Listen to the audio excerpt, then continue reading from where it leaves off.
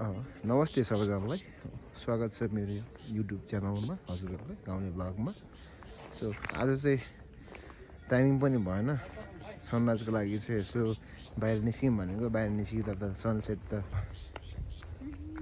गइसकेछ र आज चाहिँ म चाहिँ फेरि मन्दिरतिर जान लाग्छु धेरै दिनपछि र हजुरहरूलाई भिडियो त चाहिन्छ नि त यसरी माया देखाइदिनु पर्छ।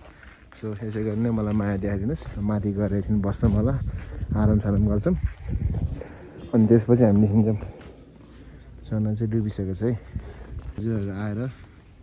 हजुरहरू आएर यस्तो दर्शन गर्न सक्नुहुन्छ। यति राम्रो बगैँचा खोला है, खोला के भन्छ होला है, यतातिर ताल भ्याल तपाईँको र गहिरातिर मन्दिर हेर्नु छ कि होइन माथि देख्न सक्नुहुन्छ र त्यही हो तलबाट पोखराबाट आउनुभयो भने चाहिँ हजुरहरू आफ्नै गाडी सेल्फ गाडी नभए केबल कारमा अथवा बाइकमा आउँदा हुन्छ, धेरै लाग्दैन।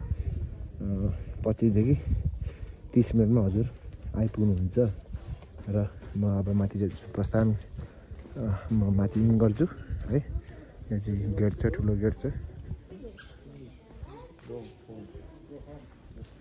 ठुलो गेट चाहिँ यहाँबाट चाहिँ हजुरको सुन्दर मन्दिर है, मन्दिर छ र मान्छेहरू पनि आउनुभएको है, देख्न सक्नुहुन्छ। मान्छेहरूको पनि भिड त्यति नै छ र यहाँबाट सुन्दर हिमाल पनि देख्न सक्नुहुन्छ हजुरहरूले, हिमालको साथमा छेउमा। अनि यो शिवजीको मन्दिर अनि यो माथि गणेशको, अनि त्योभन्दा माथि पनि तपाईँको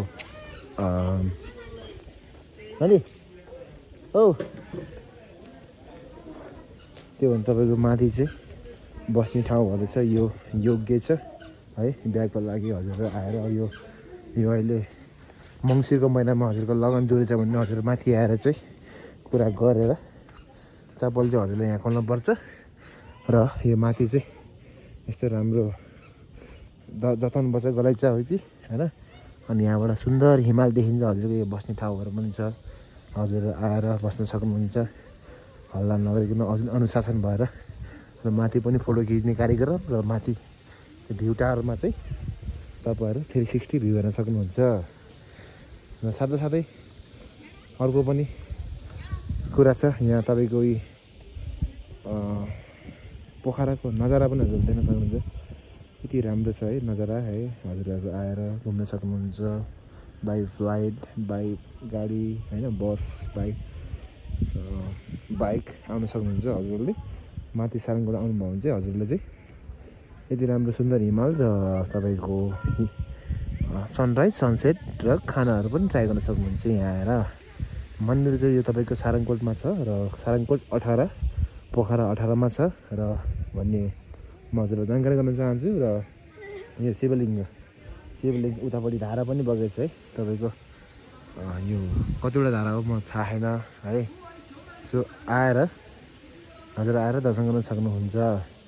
तपाईँको योग्य तपाईँको यो 6 बजे 6:30 7 बजीतिर तपाईँको के अरे त्यो पूजा गर्ने आरती पनि हुन्छ। आरती चाहिँ अब सोमबार कुन बार त्यो मलाई ठ्याक्कै थाहा भएन र हजुरहरू आरतीको लागि पनि हेर्न आउन सक्नुहुन्छ। र भिडियोहरू आजको चाहिँ यस्तै हुन्छ होला कि आजको शान्त वातावरण छ र म एकदम यो तपाईँको पिसफुल ठाउँमा आएको छु र त्यही भएर चाहिँ हजुरहरूलाई कस्तो भिडियो मनपर्छ त्यो भिडियो चाहिँ मलाई कमेन्ट गर्नु होला। अनि र म यस्तै राम्रो भिडियो बनाउँछु। आजको भिडियो चाहिँ हाम्रो चाहिँ यो आज त्यही हो सनसेटको लागि भनेर आएको। अनि भएन टाइमिङ अलिक कम भयो, त्यो भएर चाहिँ अहिले मेरो पछाडि पनि हिमाल छ मेरो साथी र अब यसो उग्राउन हान्छु होइन। धारा पनि अनै छ है, धारा पनि आउँछ र हाम्रो सारङकोट माउन्टेन लज पनि यहाँ जति पनि हुनुहुन्थ्यो यहाँको मन्दिरमा बस्ने हुने र मन्दिरको हेरचाह गर्ने उहाँहरूलाई चाहिँ हामीले पानीको एउटा ठुलो मेसिन डोनेसन गरेको थियो हामीले चाहिँ किनकि हामी यस्तो कार्यमा पनि के अरे सफल छौँ र हामीले सरसफाइहरू पनि धेरै धेरै ध्यान दिन्छौँ ल। आएर चाहिँ हजुरहरूले चाहिँ फोहोर चाहिँ नगर्नु ल, अनुशासनमा बस्दिनु। म हजुरहरूलाई रिक्वेस्ट गर्छु र मन्दिरभित्र चाहिँ हजुरको चाहिँ क्यामेरा चाहिँ एलाउ छैन। सो त्यही हो। र अब भनेको यो शिवजीको लिङ्ग धेरै नै छ र यतापट्टि तपाईँको धाराहरू पनि छ अनि मूर्तिहरू पनि ठ्याक्कै बत्ती पनि बालिदिनु भएको छ। माथि पनि राम्रो छ यो मूर्ति। यो तपाईँको यो पुरानो मूर्ति जस्तै होइन डिजाइनको बनाउनुपर्छ। यो धारा है तपाईँको धारा यो तपाईँको यहाँ केही बोर्ड नोटिस बोर्ड पनि छ। र यो धारामा चाहिँ हजुरहरूले आएर के अरे आफ्नो के भन्छ सुनपानी गर्न सक्नुहुन्छ। यो धारामा आएर चाहिँ हजुरहरूले सबैजना यसरी नै धारामा आएर सुनपानी गर्नुभएको छ। र धेरै टन्नै लामो छ, उहाँदेखि उहाँसम्म छ, टन्नै छ। सबैजनाले चाहिँ धारामा गएर पूजा गर्नुभएको छ, सुनपानी गर्नुपर्छ। र त्यही हो विशेष। धारामा चाहिँ यहाँ चाहिँ मुख धुन पाइँदैन है, खुट्टा धुन पाइँदैन। यहाँ भने तपाईँले यहाँ भनेको सुनपानी मात्रै गर्ने हो धारामा चाहिँ।